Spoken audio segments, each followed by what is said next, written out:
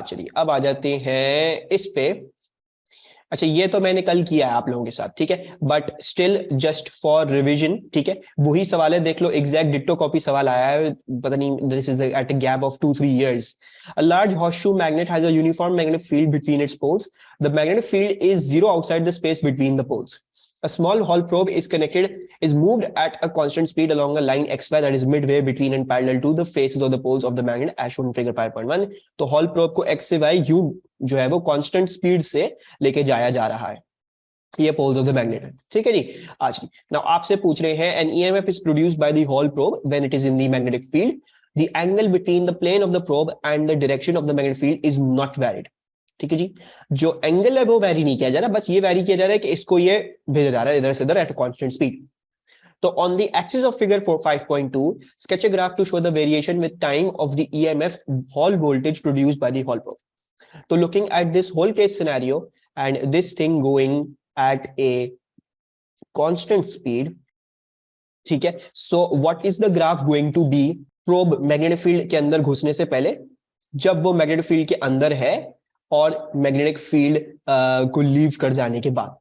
सो इन 3 phases में कैसा कैसा हॉल वोल्टेज का ग्राफ बनेगा। When the hall probe has not entered the magnetic field, ठीक है, तो तब तो कोई हॉल वोल्टेज इंड्यूस नहीं होने वाला, ठीक है। सो यानी इसका मतलब क्या हुआ, इसका मतलब ये हुआ कि यहां पे ये 0 पे होगा, ठीक है। चलिए जैसे ही प्रोब जो है वो मैग्नेटिक फील्ड में घुसेगा तब वो हॉल वोल्टेज आहिस्ता से इंक्रीज करेगा, ठीक है, बट मैंने आपको बताया था आहिस्ता से, ठीक है, but you need to remember कि in instantaneous time like 1 second 2 second 3 second जिसमें हम जो है यूजुअली ग्राफ्स बना रहे होते हैं, उसमें ये काफी जल्दी होता है and it is going to happen very fast, so you're not supposed to show too much of a great delay, ठीक है। बहुत बड़ी डिले आपने नहीं दिखानी है, आपने छोटी सी डिले दिखानी। अच्छा फिर क्योंकि अब आप एक कांस्टेंट मैग्नेटिक फील्ड स्ट्रेंथ में आ गए हो, ठीक है, even if you are going with a constant velocity, आपके पास एक कांस्टेंट मैग्नेटिक फील्ड स्ट्रेंथ है, तो कांस्टेंट हॉल वोल्टेज हो जाएगा। So you will be getting a hall voltage that is constant till you जो है वो लीव द फील्ड। जैसे ही फील्ड को लीव करोगे तो हॉल वोल्टेज जल्दी से फिर फौरन से 0 हो जाएगा, क्योंकि फिर इलेक्ट्रॉन्स पे फोर्स नहीं लग रही, तो वो अपनी जगह से हट जाएंगे, और जो न्यूट्रलाइज कर देंगे चार्जेस को, तो वापस हॉल वोल्टेज जो है वो 0। सो योर हॉल वोल्टेज का graph will be like this, ठीक है। फिर आपसे बोलते हैं state Faraday's law of electromagnetic induction, उसको छोड़ देते हैं। अब बोलते हैं hall probe in B is replaced by a small flat coil of wire. The coil is moved at constant speed along the line xy. The plane of the coil is parallel to the faces of the poles of the magnet. On the axis of figure 5.3, sketch a graph to show the variation with time t of the EMF E induced in the coil. तो अब hall probe की जगह you have a coil like this, ठीक है, sorry coil मेरे हिसाब से यूं है जो नहीं लिखा हुआ है, so it's like this, और ये इसको अब यूं भेजेंगे अब इसमें से, ठीक है। So they're asking you कि EMF की वेरिएशन कैसी होगी with time। पहले 0, ठीक है, पहले 0, फिर स्मॉल कर्व, फिर we will have an EMF like this induced एक उसमें, फिर क्या होगा एमन, कॉइल जंप और व्हाटएवर इट इज सेड, बिल्कुल सही कशिश, बिल्कुल सही, फिर 0 होगा हमारा, फिर then you will have a negative jump, and फिर आपके पास दोबारा से 0। थैंक यू जो कल पढ़ रहे थे, thank you for listening to me tomorrow. और जिन्होंने क्लास नहीं ली, ये सब कुछ मैंने कल भी बताया था, एग्जैक्ट डिट्टो कॉपी एक सवाल करवाया था, ठीक है। तो अगर समझ में नहीं आया तो फिर कल की रिकॉर्डिंग आपको लाजमी देखनी पड़ेगी, okay. Moving onwards, thank you Wajiha, एमन एंड कशिश। अच्छा, moving onwards, I want to do this question with you. Two coils P and Q are placed close to one another as shown in figure 10.1. ठीक है, एक coil P है, एक coil Q है।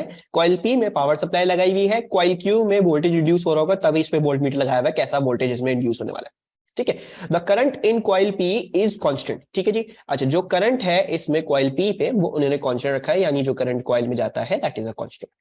अच्छा, यानी इसकी वजह से मैग्नेटिक फील्ड स्ट्रेंथ तो वेरी नहीं कर रही होगी। अच्छा, फिर कहते हैं an iron rod is inserted into coil P। Coil P के अंदर they put an iron rod, सही है जी, they just insert an iron rod over here, this is an iron rod. और फिर क्या होता है, ये आपसे पूछते हैं explain why during the time that the rod is moving there is a reading on the volt meter connected to coil Q। So जैसे मैं आयरन रॉड जो है वो इंसर्ट कर रहा हूं कॉइल P में, सो व्हाई इज एकदम से इसमें voltage being developed although current constant है, करंट कांस्टेंट है, मैं जैसे ही ये अंदर डालता हूँ आयरन रॉड, एकदम से इसमें जो है वो ईएमएफ इंड्यूस होता है, लेकिन जैसे ही जब इंसर्ट कर रहा हूँ तब ईएमएफ इंड्यूस हो रहा है। ऐसा क्यों है? although the current is remaining constant. Okay जी। अच्छा, so before we do discuss this, थोड़ा सा हम ऐसा करते हैं, let's discuss about iron a bit. ठीक है जी। so iron के बारे में कुछ बातें करनी है, iron के बारे में let's discuss some things. Now, before we talk about iron, I want to be talking about soft magnetic and hard magnetic materials. ठीक है जी। so you have two kinds of magnets, ठीक है, two kinds of magnetic materials actually. You have magnetic materials, और उसमें से आपके पास जो है वो दो टाइप ऑफ मेन कैटेगरीज है। एक कहलाते हैं सॉफ्ट मैग्नेट्स, ठीक है जी, सॉफ्ट मैग्नेट्स। और इस सॉफ्ट मैग्नेट्स की क्या खास बात होती है? सॉफ्ट मैग्नेट्स की खास बात ये होती है, they get magnetised and demagnetised easily. They get magnetised and demagnetised easily and temporarily, ठीक है जी, ऑल्सो टेम्पोररीली। ठीक है, यहां पे लफ्ज लिखना बड़ा इंपॉर्टेंट है, एंड टेम्पोररीली। एंड इसी के बरक्स you have some sort of materials known as hard magnets. और हार्ड मैग्नेट्स जो होते हैं वो कंप्लीट ऑपोजिट होते हैं इस चीज का, ठीक है। They get magnetised and demagnetised with difficulty and permanently, ठीक है। टेम्पोररीली वाला सीन इसमें नहीं होता है ना। इसमें से सबसे बेस्ट जो हार्ड मैग्नेट्स होते हैं, ठीक है जी, best hard magnets are of steel, ठीक है जी, they are of steel. Steel is a very good hard magnet. And आपके जो सॉफ्ट मैग्नेट्स होते हैं दे आर आयरन, ठीक है जी। So whenever you want permanent magnets, ठीक है, आपके परमानेंट मैग्नेट्स अक्सर बेशतर स्टील से बने हुए होंगे, और आपके जो क्या कहते हैं सॉफ्ट मैग्नेट्स जो होते हैं they are mostly made up of iron, ठीक है। तो होता यह है कि जब आयरन को मैग्नेटाइज करने जाओगे, जब इसमें मैग्नेटिज्म इंड्यूस करने जाओगे, तो ये जल्दी से मैग्नेटिज्म इंड्यूस कर लेता है। सो सॉफ्ट मैग्नेट्स क्या होते हैं? सॉफ्ट मैग्नेट्स ये होते हैं कि आयरन जैसे उसको मैग्नेटाइज करो तो मैग्नेटाइज भी बड़े आराम से हो जाता है, और उसको डीमैग्नेटाइज करो तो वो भी बहुत आराम से जाता है, ठीक है जी। यानी इसको मैग्नेटाइज करो तो मैग्नेटिज्म उसमें थोड़ी देर के लिए आ सकती है, जैसे ही मैग्नेटिक फील्ड हटा दोगे वो वापस से अपना नॉर्मल आयरन हो जाता है। दैट्स दी खास बात of soft magnet of iron, ठीक है। और हार्ड मैग्नेट्स ऐसे होते हैं कि उनको मैग्नेट बनाना चाहो ना, तो वो सबसे पहले तो वही काम बहुत मुश्किल होता है, और अगर बहुत मुश्किल से तुमने को मैग्नेट बना भी लिया ना, फिर वो हमेशा हमेशा के लिए मैग्नेट बन जाएंगे, उनको फिर डीमैग्नेटाइज करने के लिए और ख्वारी करनी पड़ती है, ठीक है जी। सो जो हार्ड मैग्नेट्स होते हैं, these are most useful for permanent magnets, ठीक है जी, परमानेंट मैग्नेट्स। और जो आपके आयरन जैसे मटेरियल्स होते हैं, they are good for electromagnets. Electromagnets क्या? एक चीज में से करंट भेजोगे, जैसे कॉइल में से करंट भेजते हो तो वी नो वो अपनी मैग्नेटिक फील्ड लाइंस बनाता है। इसी तरह आयरन को अगर उस कॉइल में डाल दोगे और फिर उस कॉइल में से करंट भेजोगे, तो आयरन मैग्नेटाइज होगा, और आयरन मैग्नेट और कॉइल की मैग्नेटिक फील्ड लाइंस मिलके they will produce a bigger and stronger magnet, ठीक है जी। So that is known as an electromagnet. एक कॉइल में से जो है वो करंट भेजोगे तो it becomes a magnet, we know that, ठीक है। अब उसमें आयरन डाल दोगे तो उसकी वो चीज इनहैंस हो जाती है, ठीक है। सो बेसिकली आयरन का जो बेस्ट काम है, iron improves magnetic flux linkage, magnetic flux linkage, ठीक है जी।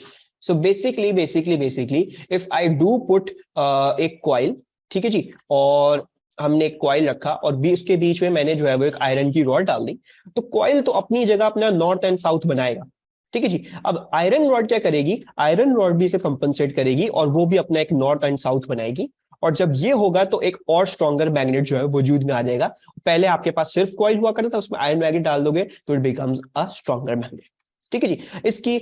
इसकी थोड़ी सी और डेप्थ में हम थोड़ी सी देर में जाएंगे, अभी फिलहाल इतना जो है वो हुई वप नहीं करना चाह रहा हूं। Let's go back to that question. और वो क्वेश्चन क्या था? क्वेश्चन ये था कि आपने जब आयरन रॉड इंसर्ट करी, ठीक है, तो आयरन रॉड इंसर्ट करने से यह हुआ कि ये आयरन रॉड इसकी मैग्नेटिक फील्ड को कंपनसेट करना शुरू करेगा। It will improve the magnetic flux, it will improve the magnetic flux linkage, ठीक है। तो जब ये हो रहा होगा तब ऑब्वियसली आपकी मैग्नेटिक फ्लक्स लिंकेज चेंज हो रही होगी, और जब मैग्नेटिक फ्लक्स लिंकेज चेंज हो रही होगी, so therefore there should be an EMF induced in coil Q, ठीक है जी, कंडीशन वही है कि the magnetic flux linkage should change. In this case scenario even if the current is constant, हम आयरन की रॉड डाल रहे हैं, क्योंकि वो एक सॉफ्ट मैग्नेट है, वो खुद भी मैग्नेट बन जाता है और कॉम्पनसेट करता है। So therefore the magnetic flux linkage will change. ठीक है जी, सो मुझे सब बताओ, सबको समझ में आया? And let's formulate the answer for this. Actually the iron causes a change in the magnetic flux density of coil P. Therefore, a change in magnetic flux linkage is experienced and EMF is induced.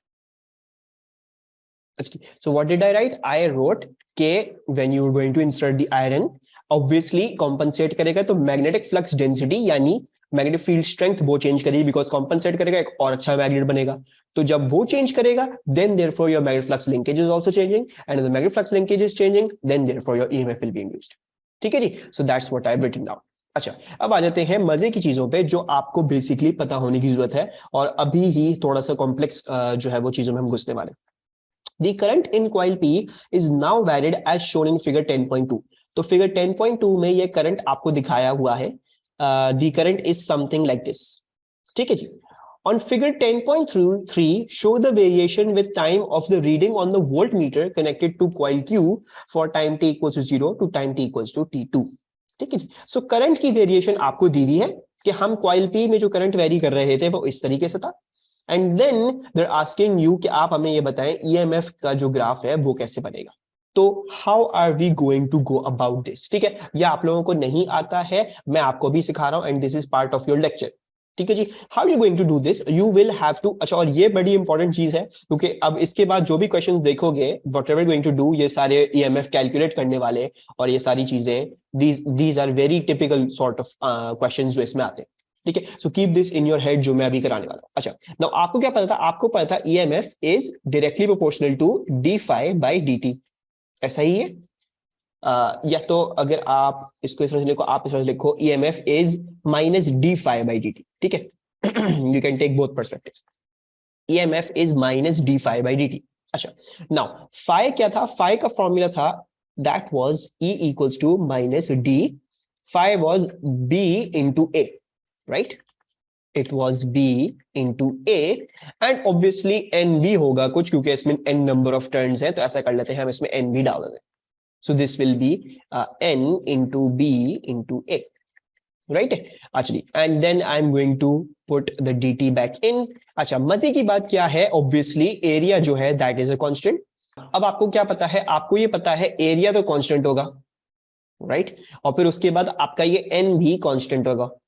So what basically is going to be, I can say that EMF is directly proportional to A minus dB by dt. ठीक है, basically ये दोनों constant है, तो मैंने equal to का sign हटा के, कांस्टेंट्स को हटा के, अच्छा बेसिकली स्टेप बाय स्टेप ही करते हैं, छोड़ो वरना कंफ्यूज हो गए।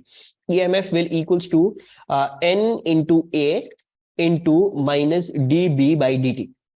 ठीक है, अच्छा, now you know that these things are constant. सो अब हम इनको हटा लेते हैं, कांस्टेंट प्रोपोर्शनलिटी को हटा लेते हैं और प्रोपोर्शन का साइन ले आते हैं वापस से। So you see EMF is directly proportional to minus dB by dt. ऐसा ही हो गया। चलिए, अब दूसरी बात ये है कि हमने जो मैग्नेटिक फील्ड स्ट्रेंथ के फॉर्मूलाज पढ़े हैं, हमने पढ़ा है mu naught I upon 2 pi R, हमने पढ़ा है B equals to,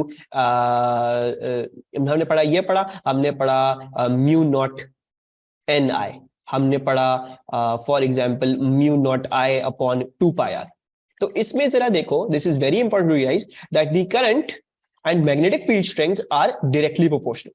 current and magnetic field strength are directly proportional in all of these cases. So basically बड़ा important ये देखना है, as B and I are always directly proportional, so can I say that EMF will be directly proportional to the negative rate change of the current?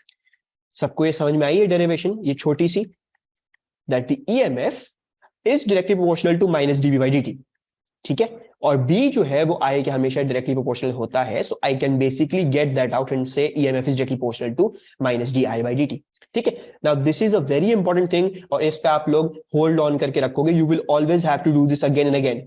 Phi जो है वो हो सकता है एनबीए से खुले, हो सकता है बीए से खुले, ठीक है। मैं अक्सर बीए से खोलूंगा, अब जब मैं कैलकुलेशंस दिखा रहा हूँ तो मैं अक्सर बीए से खोलूंगा, और एन मैं बाद में लेके आऊंगा, वो मैं आपको बताऊंगा क्यों लेके आता हूं मैं।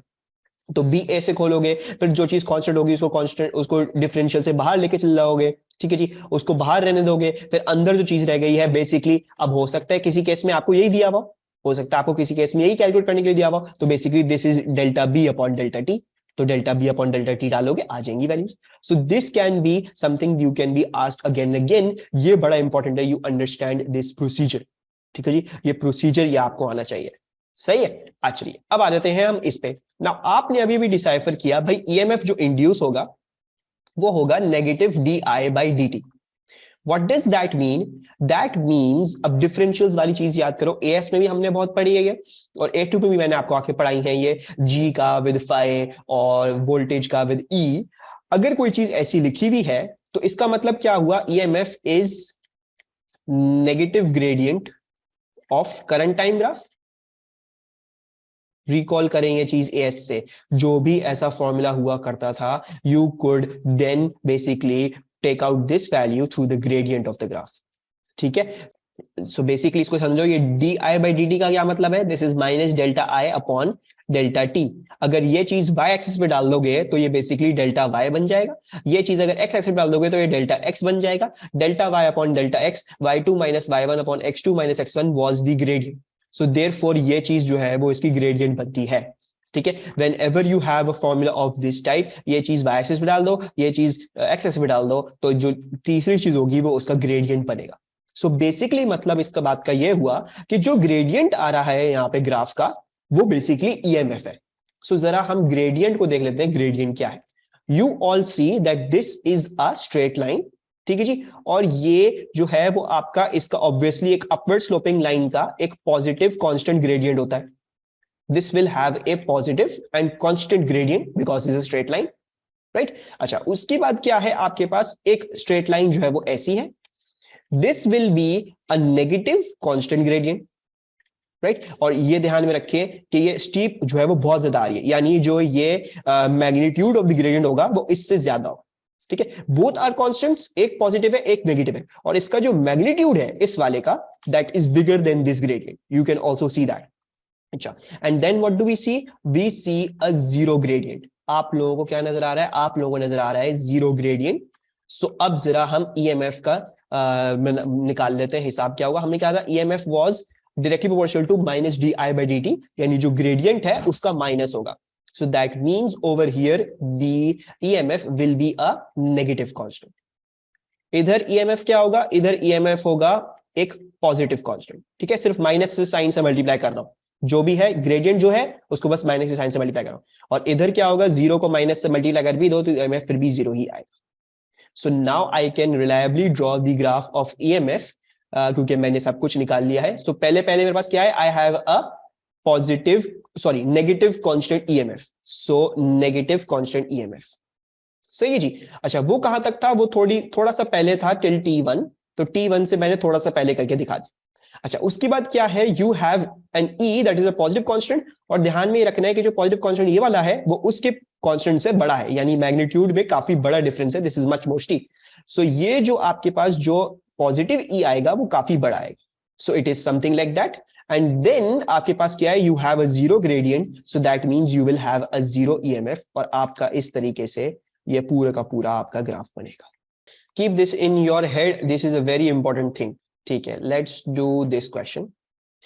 Define magnetic flux, magnetic flux पूछा हुआ है तो मैग्नेटिक फ्लक्स लिंकेज की डेफिनेशन लिख के आएंगे, ठीक है। State Faraday's law of electromagnetic induction, दोनों आपको बताए हुए, दोनों पढ़ाए हुए, तो मैं इधर टाइम जाया नहीं करूंगा।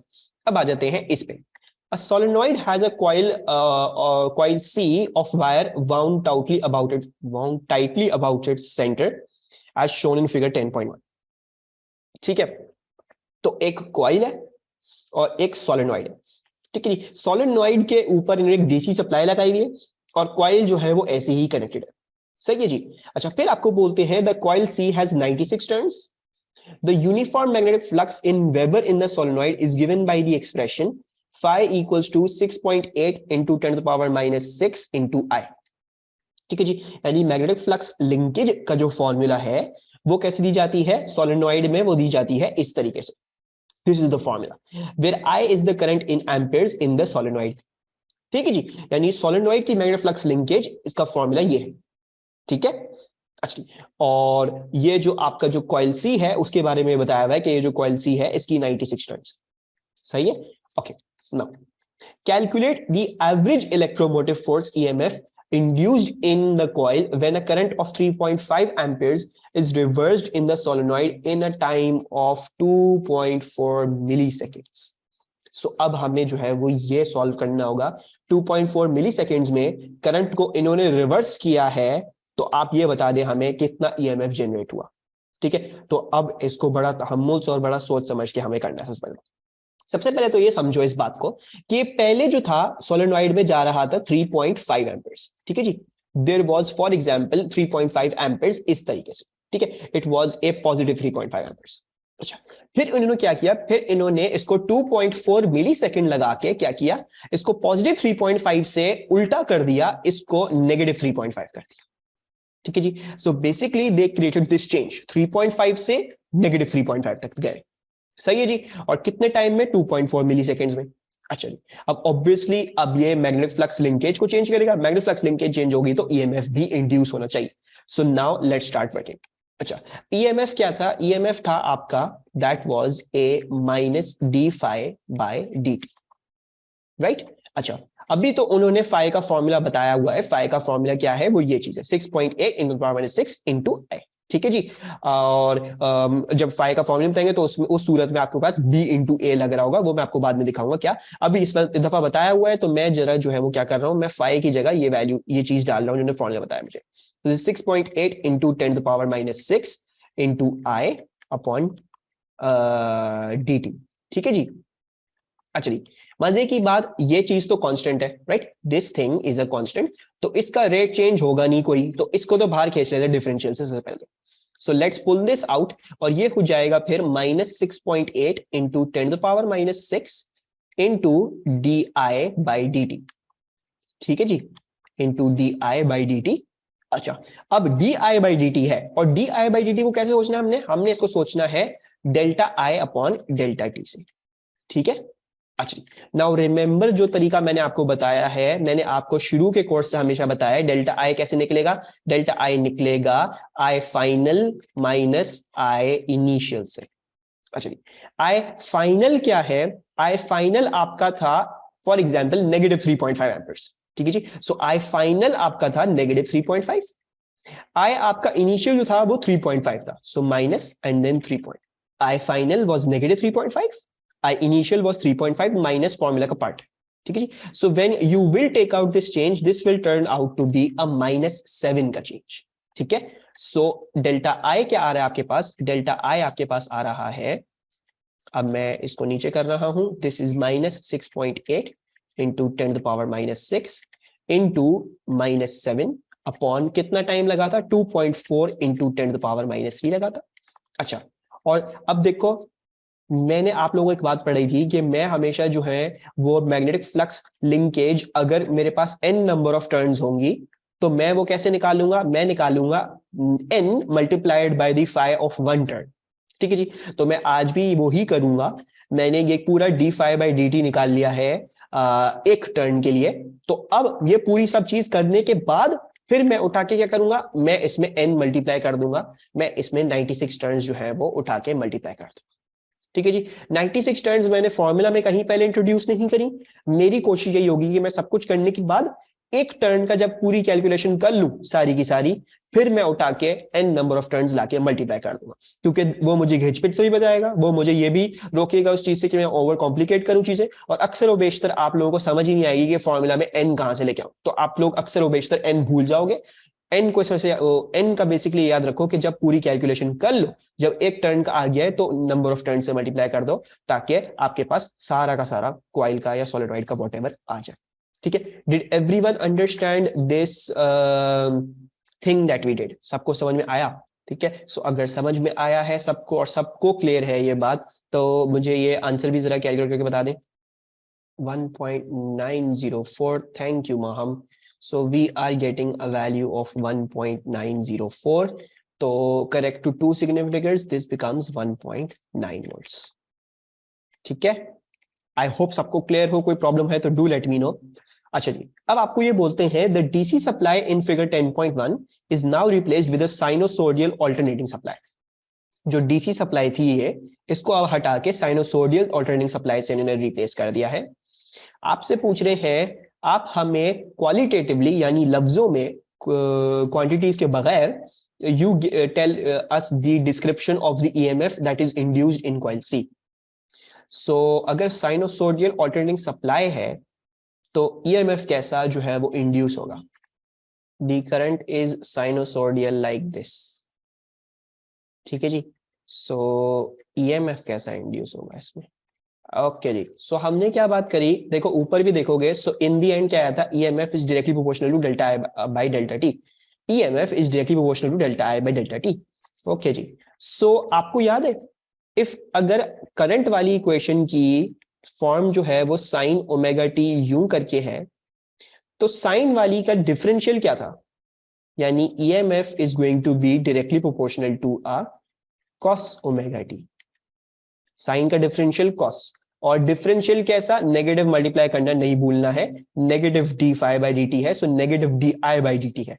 ठीक है जी, so basically this is going to be following a negative cos वाला कर्व। सो बेसिकली जो EMF का वोल्टेज ग्राफ होगा वो बेसिकली कुछ ऐसा होगा, it will be something like this. ठीक है जी, are you suppose to learn this? क्या आपको ये डिफरेंशिएशन आनी चाहिए? नहीं, मैंने आपको पहले ही बताया था, you should not be knowing the differentiations and all, that is not important. लेकिन ये सिर्फ उन बच्चों के लिए है जिन्होंने A2 मैथ्स पढ़ लिया और थोड़ा सा अप्रिशिएट उनको करवाने के लिए, जो मैथ्स पढ़ रहा है वो बेकार नहीं है। ठीक है जी, सो अगर करंट का ग्राफ ऐसा है तो EMF ग्राफ जो है वो कॉस वाला ग्राफ बनेगा, वो इन्वर्टेड कॉस वाला ग्राफ बनेगा। ठीक है, बहरहाल हमें इसमें क्या बात समझनी है, आपने ये बात समझनी है कि obviously the EMF is also alternating, the EMF is also alternating, right. जब करंट अल्टरनेट करोगे तो EMF भी अल्टरनेट करेगा। और कैसे अल्टरनेटिंग है? It is alternating with the same frequency, with the same frequency, right. But there is a problem, the induced EMF will be out of phase।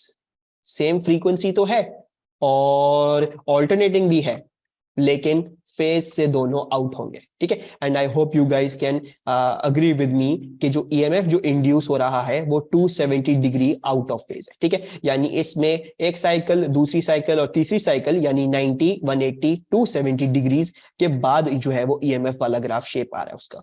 ठीक है, so this is basically a 270 degree out of phase EMF का graph. सही है जी, सिर्फ ये आप लोगों की अप्रिशिएशन के लिए है ताकि आप लोग बात समझो। और मैं ये कहूंगा कि ये याद कर लो ये चीज, कि अगर आप जो है वो एक ऑल्टरनेटिंग करंट से EMF इंड्यूस करना चाह रहे हो तो you should remember it will be alternating with the same frequency but it will be out of phase. ठीक है, you won't be required to do this, लेकिन ये आप लोगों की अप्रिशिएशन के लिए। Does everyone understand? कोई प्रॉब्लम तो नहीं इसमें? अच्छा, a solenoid is connected in series with a battery and a switch as illustrated in figure 8.1। solenoid है, बैटरी एंड स्विच से कनेक्ट कर दिया है, स्मॉल कॉइल एमीटर उसके अंदर लगा के अब ये उसको बेसिकली EMF इंड्यूस करना चाह रहे होंगे। अच्छा, आपको बोलते हैं a small coil is connected to a sensitive ammeter is situated near one end of the solenoid। As the current in the solenoid is switched on, there is a changing magnetic field inside the solenoid। State what is meant by a magnetic field। तो ये जरा मुझे ये सबसे पूछना है, किसको याद है मैग्नेटिक फील्ड क्या चीज? Thank you, very good Shahzeb. So Shahzeb ने जो है वो आंसर दिया है अ रीजन और space where a perpendicular current carrying conductor, current carrying conductor लिख सकते हैं या आप मूविंग चार्ज लिख सकते हैं। ठीक है जी, या आप एक परमानेंट मैग्नेट लिख सकते हैं। ठीक है जी, कुछ भी लिख सकते हैं, लेकिन अगर मूविंग चार्ज और करंट कैरिंग कंडक्टर लिखें तो परपेंडिकुलर लफ्ज जरूर लिख के आना है। ठीक है, region space with perpendicular current carrying conductor slash moving charge experiences of force. अच्छा जी अब आपको ये बोलते हैं on figure 8.1 draw an arrow on the axis of the solenoid to show the direction of the magnetic field inside the solenoid, label this arrow P। तो इस solenoid के अंदर करंट की डायरेक्शन आपको दिखाई हुई है। सो आप जरा हमें ये बताएं कि how would I mark the magnetic field inside of the solenoid. सबसे पहले तो ये बताओ कि ये मार्क कैसे कर रहे हो, अपनी मर्जी से मार्क कर रहे हो। What was the way to find out the magnetic field inside of the solenoid? एक रूल पढ़ाया था मैंने आप लोगों को, राइट हैंड रूल, ठीक है जी। So I am going to open my camera for this, hopefully बहुत अंधेरा नहीं हो गया इधर। अच्छा, so you see that the currents are going like this into the page, ठीक है, इनटू द पेज में जा रहे हैं। सो मैं अपनी उंगलियां भी यू घुमाऊंगा तो आई सी नॉर्थ पोल कहां पे बनेगा, नॉर्थ पोल बनेगा नीचे। इस सोलेनॉइड का नॉर्थ पोल बन रहा है नीचे ऐसे, एन यहां पे है और एस इसका यहां पे है। अच्छा, नाउ नेचुरली तो मैग्नेटिक फील्ड लाइंस जो है वो नॉर्थ टू साउथ जाती हैं, लेकिन इन्होंने पूछा है इनसाइड ऑफ द सोलेनॉइड, तो इनसाइड ऑफ द सोलेनॉइड याद रखिएगा, इनसाइड ऑफ द सोलेनॉइड उल्टा चक्कर होता है। Inside of the magnet, inside of a magnet और इनसाइड ऑफ द सोलेनॉइड उल्टा चक्कर होता है। साउथ टू नॉर्थ जो है वो फील्ड लाइंस पॉइंट करती हैं। तो इसमें सिर्फ ये खेल नहीं था, इसमें दो खेल थे, एक आपको साउथ नॉर्थ भी निकालना था क्या है, फिर आपको ये भी याद रखना था कि साउथ से नॉर्थ जाती है फील्ड लाइंस, ठीक है। So you need to remember your theory part correctly. अच्छा जी, फिर आपको कह रहे हैं स्टेट लेंजेस लॉ। तो लेंजेस लॉ को मैंने आपको तो वहां पे सिर्फ ये लिखा है कि Lenz's law says the EMF induced in a conductor is such that it opposes the change producing it, ठीक है। तो आपने लेकिन फिर भी थोड़ा सा फैराडेज वाला लॉ भी थोड़ा सा इसमें इंक्लूड करना होगा आपको जब भी आप लिखने जाओगे। So basically the EMF induced in a conductor is directly proportional to the magnetic flux linkage, ठीक है जी। ये किसका पार्ट है, ये फैराडेज लॉ का पार्ट है, लेकिन आप जो है वो फिर लेंजेस लॉ लेके आओगे। The EMF is induced such that it opposes the change producing it, ठीक है। और बड़ा मजे की बात आ जाएगी, अगर आपने यहाँ पे जगह हो तो आप ये भी लिख के आ लो, EMF will equals to minus d∅/dt। अच्छा जी, अब आ जाते हैं हम इस पे। Use Lenz's law to state and explain the direction of the magnetic field due to the induced current in the small coil on figure 8.1 mark this direction with an arrow inside the small coil. तो आपने इस बड़े वाले coil के लिए तो workout कर लिया क्या उसकी डायरेक्शन थी, क्योंकि इसमें करंट चल रहा था। अब इसकी वजह से इंड्यूस होगा करंट इसमें, तो आप क्या ये बता सकते हैं कि इसमें मैग्नेटिक फील्ड कैसे बनेगी और इसमें करंट कैसे बनेगा? यस, सो आपको पता है अगर ये चेंज इसको प्रोड्यूस कर रहा है, इसमें ईएमएफ प्रोड्यूस कर रहा है, तो इसका ईएमएफ जो प्रोड्यूस होगा वो ऐसा होगा कि इस चेंज को अपोज करेगा। तो अगर इसमें करंट की डायरेक्शन यूं है तो इसको अपोज करने के लिए करंट की डायरेक्शन इसमें उल्टी होगी, ये उल्टी करंट की डायरेक्शन इंड्यूस करेगा। एंड देन जब आपके करंट की डायरेक्शन देखोगे तो आपको नजर आएगा कि आपके पास ऑब्वियसली यहां पे जो है वो नॉर्थ पोल होगा और यहां पे आपके पास साउथ पोल होगा। And then you also know कि inside of the solenoid the field line points from south to north, तो पूरी की पूरी फील्ड जो है वो आपकी क्या होगी, वो पूरी की पूरी फील्ड इससे उल्टी होगी, ठीक है जी। सो प्रॉब्ली 2 मार्क तो आपको यहाँ पे मिल जाएंगे फॉर ड्रॉइंग द लाइन, ठीक है जी। और इन्होंने क्या कहा था, इन्होंने क्या था कि mark this direction with the arrow inside the small coil, तो हमने वो एरो दिखा दिया आपको, ठीक है जी। अब जरा हम जो है वो है इसका आंसर लिख लेते हैं। सो यूज लेंजेस लॉ, तो लेंजेस लॉ आपने क्या बोला, ऑब्वियसली ईएमएफ इंड्यूस क्यों हो रहा है, इंड्यूस इसलिए हो रहा है as the current in the solenoid is switched on, तो उसी वक्त इंड्यूस हो रहा है जब करंट स्विच ऑन किया जा रहा है, जब करंट चेंज हो रहा है, ठीक है जी। सो हम लिखेंगे as the current is increasing, क्योंकि जब स्विच ऑन हो रहा है तो आहिस्ता से इंक्रीज हो रहा है, as the current is increasing the magnetic field flux density of the solenoid is increasing and therefore there is a change in magnetic flux and an EMF is induced, ठीक है जी। the field produced will be opposite as it is trying to oppose the change reducing it। सबको समझ में आ रही है ये बात? ये जो मैंने एक एक लफ्ज लिखा है यहाँ पे सबको पूरा पूरा क्लियर है? मैंने क्या लिखा, मैंने लिखा करंट जब इंक्रीज हो रहा है, जब स्विच ऑन किया जा रहा है तो करंट इंक्रीज हो रहा है। करंट इंक्रीज हो रहा है तो उसकी वजह से मैग्नेटिक फ्लक्स डेंसिटी यानी मैग्नेटिक फील्ड स्ट्रेंथ जो है वो इंक्रीज हो रही है, क्योंकि B was directly proportional to current in all of the formulas. जब ऐसा हो रहा है तो आपकी मैग्नेटिक फ्लक्स में भी चेंज हो रहा है, यानी कि मैग्नेटिक फ्लक्स लिंकेज में चेंज हो रहा है। जब मैग्नेटिक फ्लक्स लिंकेज में चेंज हो रहा है तो आपका ईएमएफ इंड्यूस होगा, और ईएमएफ कैसा इंड्यूस हो रहा है, ईएमएफ ऐसा इंड्यूस हो रहा है कि वो अपोज करेगा, तो इसलिए जो आपकी फील्ड जो प्रोड्यूस हो रही है वो आपकी उल्टी प्रोड्यूस हो रही है। ठीक है, so I have written this everything down here. मैंने सिर्फ लेंजेस लॉ के बारे में लिखा, मैंने फैराडेज लॉ और लेंजेस लॉ दोनों मिला के लिखे। ठीक है, क्यों अपोज करेगा, क्योंकि लेंजेस लॉ ये कहता है it is suppose to oppose, हमेशा हमेशा ऐसा होगा, जिस भी चीज में करंट इंड्यूस होगा वो हमेशा अपोज करेगा, that is because of Lenz's law. That is not because of Lenz's law, लेकिन ये कह लो कुदरत का कानून है, तो लेंजेस लॉ ने इसको बेसिकली उसने उसको एक लेंस लॉ ने अपना बना लिया, उसने कहा ये हमेशा होगा।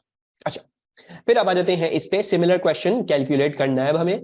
The small coil has an area of cross section this much and contains 75 turns of wire.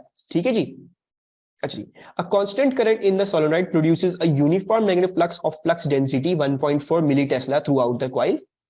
The direction of the current in the solenoid is reversed in a time of 0.12 seconds. Current की direction जो है वो reverse कर दी. Calculate the average EMF induced in the small coil. So we shall start in the same manner. आपका EMF क्या होगा, आपका EMF होगा minus d phi by dt.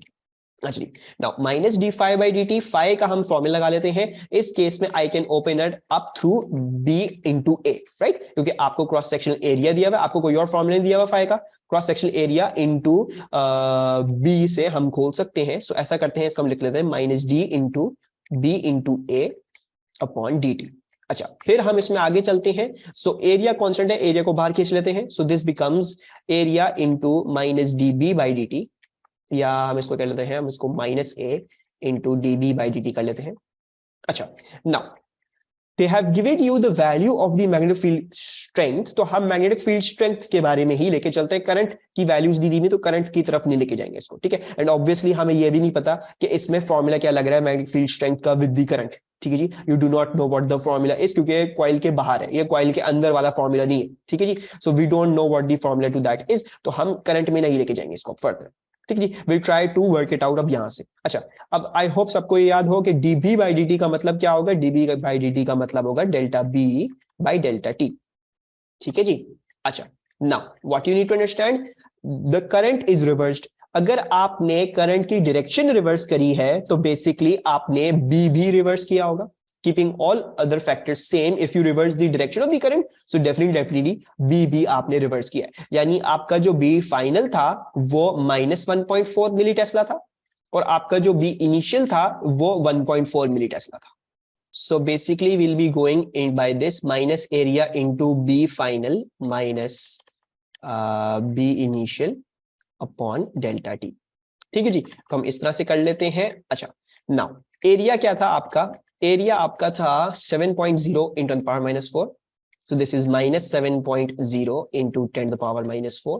उसके बाद आपका B फाइनल क्या था, B फाइनल आपका minus 1.4 था, so this is minus 1.4। अच्छा जी, माइनस इनिशियल क्या था 1.4 था, सो ये आ गया, एंड देन कन्वर्जन नहीं कीजिए, कन्वर्जन करना नहीं भूलिएगा, ये ऐसा था, and then into 10 to power -3 milli tesla में था, तो कन्वर्ट करना नहीं भूलना है हमने। उसके बाद क्या है आपके पास, आपको इसको टाइम से डिवाइड करना है। टाइम कितना लगा, 0.12 सेकेंड लगे। अच्छा, नाउ 0.12 सेकेंड लगे। अब दूसरी बात ये भी नहीं भूलेंगे, हमने निकाला है ये एक टर्न के लिए, तो अब सारी की सारी टर्न्स के लिए निकालने के लिए you will have to multiply this by 75। ठीक है जी, so we will now multiply it by 75 so that हमारे पास जो है वो अपना टोटल फाइनल ईएमएफ आ जाए। ठीक है, is this working clear to everyone, कोई प्रॉब्लम तो नहीं? सबको समझ में आ रही है ये working? 1.2 into 10 to the power -3। ठीक है जी, मेक श्योर करना ये सब चीजें अलग अलग कैटेगरी में ब्रैकेट्स डाल के करो, ठीक है, ताकि ये मसला ना बने। सही, so this will be a minus नहीं आएगा, 1.2 इंटू 10 पावर -3 आ रहा है, 1.225 आ रहा है अकॉर्डिंग टू शादेब, तो पूरा लिख लेते हैं 1.225 इंटू 10 पावर -3। अब आपके पास 2 सिग्निफिकेंट सारी डेटा सेट थी, तो 1.2 into 10 power -3 that is your voltage और EMF that has been induced.